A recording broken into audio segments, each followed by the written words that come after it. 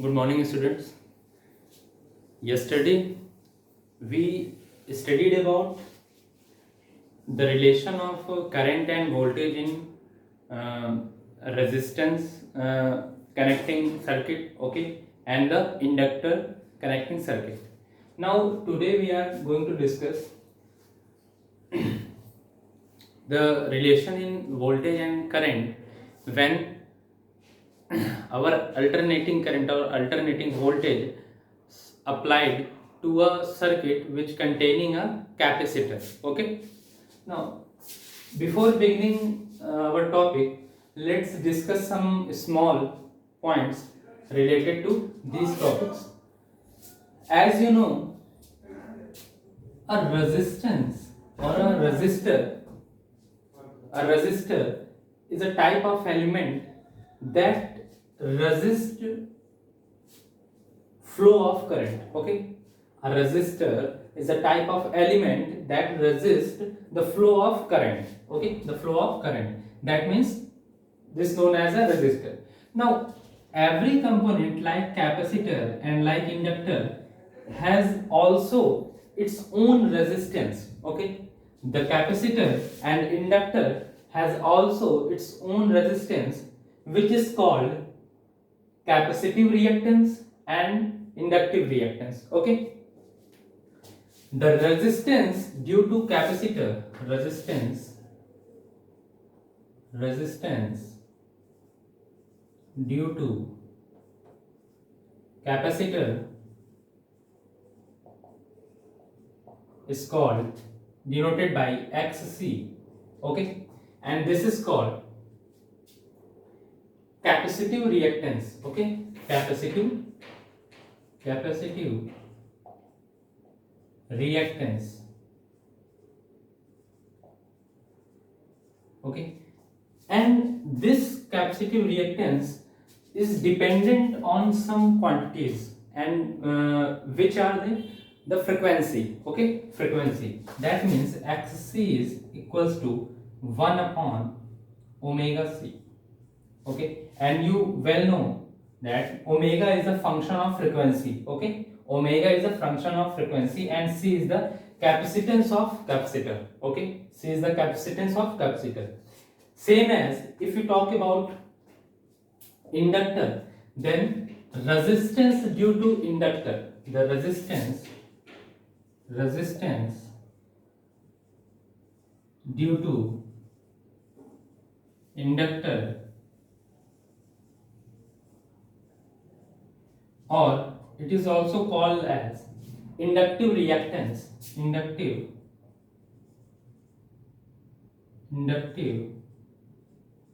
reactance.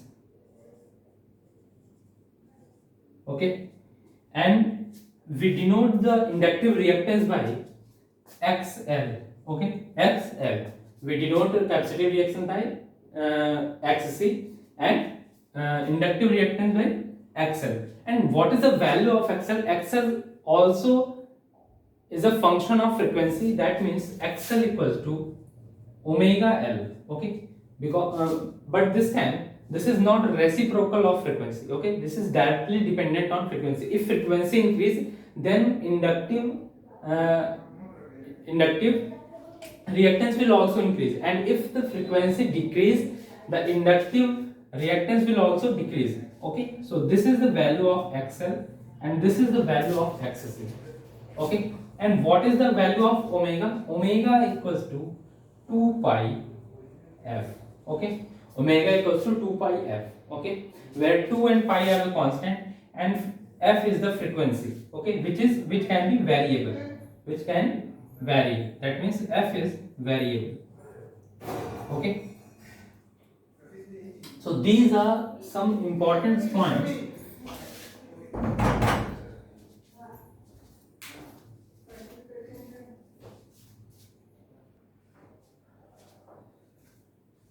So these are the some important points. Okay, now we discuss when we connect our alternating source with respect to a capacitor in circuit, then the equation of current and voltage. Okay,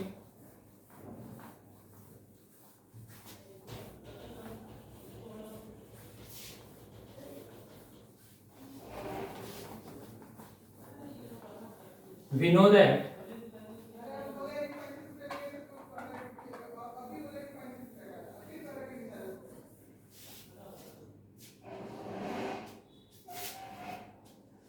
this is our circuit. Okay, this is our circuit, this is the AC source, and when we connect our circuit with respect to a capacitor, okay, then a current flows from this capacitor. Okay, at positive half cycle this capacitor is charged by this alternating current. Okay, and in negative half cycle, this capacitor discharged by this alternating voltage or current. Okay, that means if we apply KVL in this loop, the voltage across this capacitor is denoted by VC. Okay, the voltage across this capacitor is denoted by VC, and this is V. Okay, and we know that the source voltage V can be written as Vm sine omega t. Okay, sine omega t. That means V equals to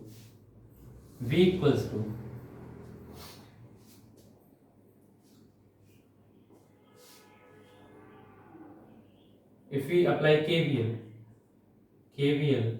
in loop, then what happened? V minus Vc equals to 0. That means V equals to Vc. And what is the Vc? Vc is Q upon C. Okay, Vc is Q upon C. That means V equals to Q upon C.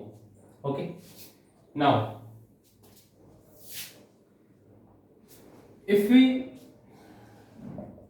calculate further, then Q equals to C into V. And what is the value of V? V value is Vm sine omega t. And you know that the current equals to the rate of flow of charge. Okay, the rate of flow of charge in a unit time. Okay, that means dq by dt can be say as current. Okay, that means we have the value of q. If we differentiate this charge value with respect to time, then we can get our value of current. Okay, that means the current equals to dq by dt. That means C Vm, because these are the constant. Okay, so we can put out these terms. Okay, and differentiate d by dt, our main function of frequency, which is sine omega t. Okay, sine omega t. Okay, so what happened when we differentiate sine omega t? Then it becomes cos omega t. Okay, then it becomes cos omega t.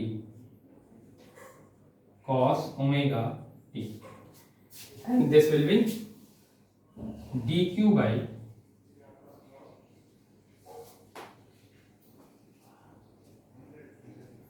dt.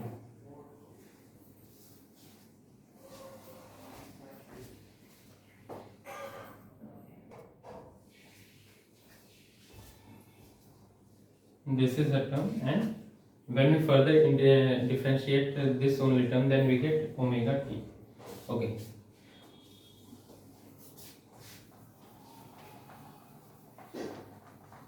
because we denote our current and voltage in terms of sign, that means we have to convert this equation in terms of sign. Okay, we can also write this thing as I equals to, because dq upon dt equals to I equals to C Vm. Okay, sine pi by 2 plus omega t. Okay, because this equals to this. Okay, C Vm cos omega t. Now we can also write it as I equals to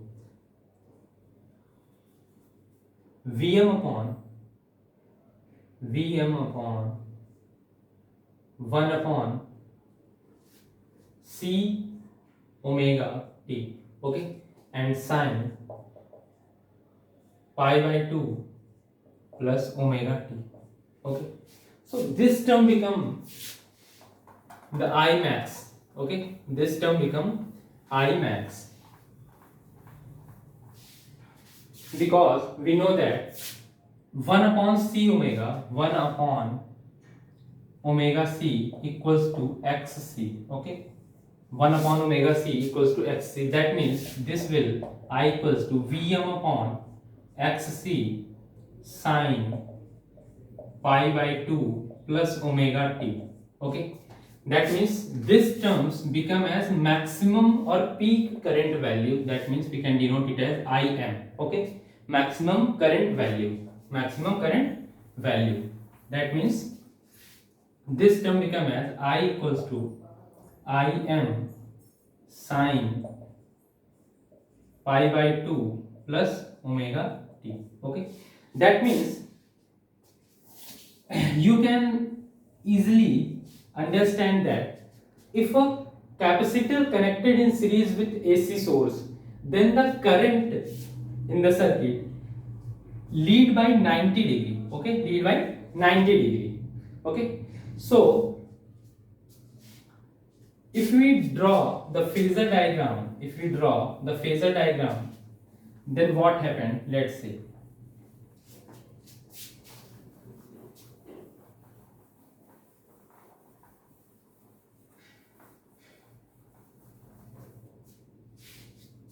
Phasor diagram.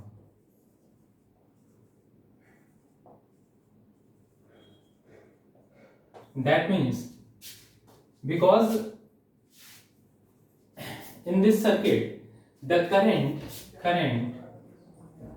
lead by voltage, current lead voltage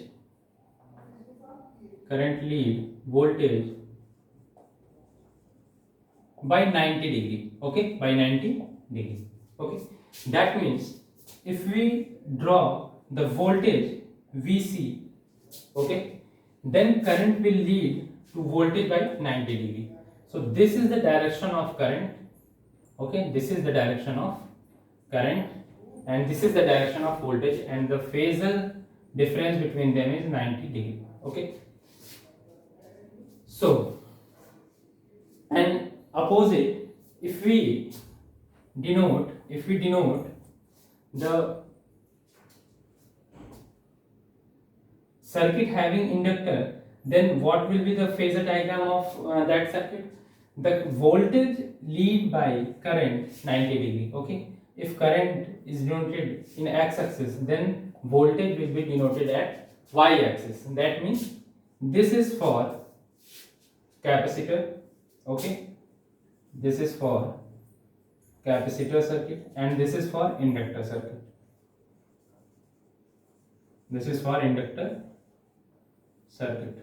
Okay, so these are the phasor representation of voltage and current in capacitor and in inductor. Okay, so now we discuss when resistor, capacitor and inductor, all three are connected in series with AC source, then what happened with respect to voltage and current. Okay, so let's see.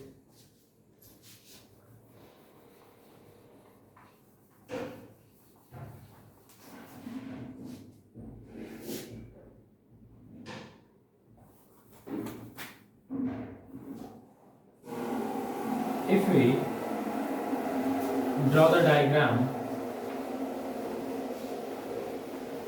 then what happened with respect to current and voltage. Okay, when R, L and C connected in series. Okay, when R, L, C connected in series, that means if this is the AC source, and this is R, okay, and this is L, and this is capacitor. So what is the relation between current and voltage?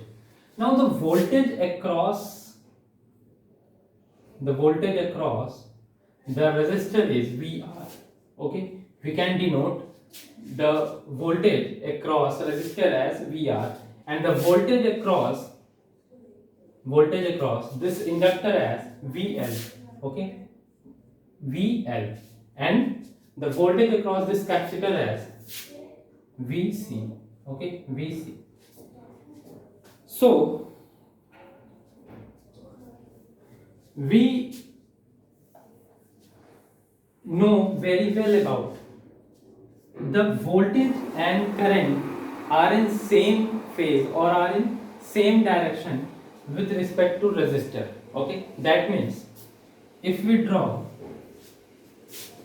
x-axis with current I of the circuit, then VR is also has same phase with current. Okay, because in resistor we know that the current and voltage both are in same phase. Okay, and we know that in inductor the voltage lead by the circuit current by 90 degree. The voltage in inductor lead current by 90 degree. That means we can say that this is the direction of voltage across inductor, okay, which is denoted by VL.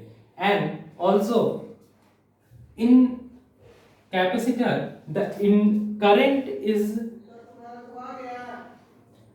lead by 90 degree with respect to voltage. Okay, the current in capacitor lead 90 degree by the voltage. That means if the current is taken at x-axis, then we have to take our VC at negative y-axis. That means this is the direction of voltage across capacitor. That's why we can say that the voltage across capacitors lag behind the circuit current by 90 degree. Okay. Now, what's happened if you see this phasor diagram? This voltage across inductor and this voltage across capacitor are opposite to each other. Okay. But when we take a resultant voltage, the resultant voltage come as VL minus VC. Okay. So we know that when at a point there are various types of force or various types of voltage or anything applied at the same time, then we have to take a resultant force or resultant quantity. Okay, so at this point V are in x direction and VL minus VC are in this direction. That means if we take a resultant voltage, then the resultant voltage direction is a diagonal of this VL minus VC and VR. Okay, so we can connect or we can make a triangle. With respect to VL minus VC and VR. Okay, so this is our final product of voltage. This is the our final product of capital V with respect to when resistance, inductor and capacitor are connected in series manner. Okay, so we can also say that by Pythagorean theorem, if we denote voltages as the side of triangle, right angle triangle, then this is the VR. Okay, this is VR and this is VL minus VC, and this is the diagonal which is represented by capital V and which is the resultant voltage. So according to this triangle, we can say that the resultant voltage equals to under root VR square plus VL minus VC square. So this relation comes from when resistor, inductor and capacitor are connected in series manner. Okay, so I hope you understand. Please note down this relation because various numericals comes from this topic. Okay, so this is the relation of resultant voltage. We can also conclude various things from this equation. Let's see.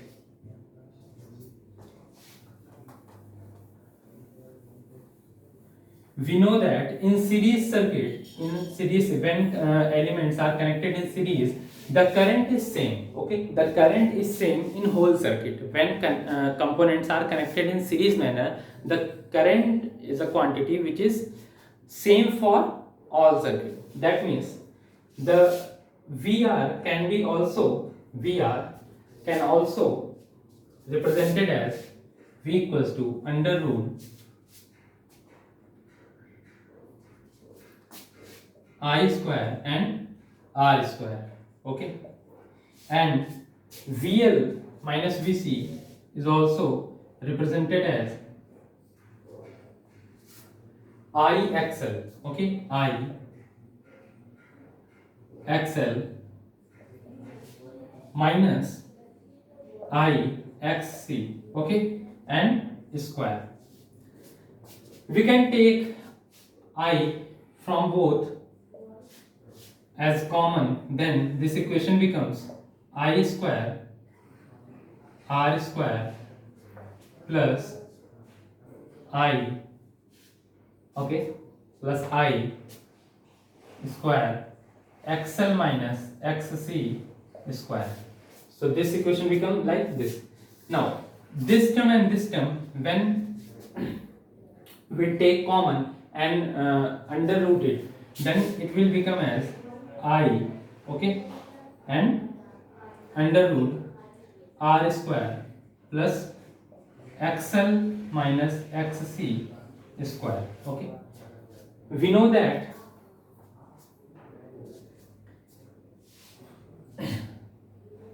this is the value of voltage. And if we want to calculate the resultant impedance of this circuit, then impedance will be, which is denoted by Z, equals to V upon I. Then when we divide our resultant voltage with respect to current, then this term and this term will get cancelled, and we get only the term as R square plus XL minus XC square. So this is our equation of impedance of series RLC circuit. Okay, this is the equation of impedance. This is called impedance. Okay, this is called impedance. So this is the equation of impedance of series RLC circuit. So I hope you understand. Now we can also make a triangle, right angle triangle, with respect to impedance. Okay, so this is also considered as impedance triangle.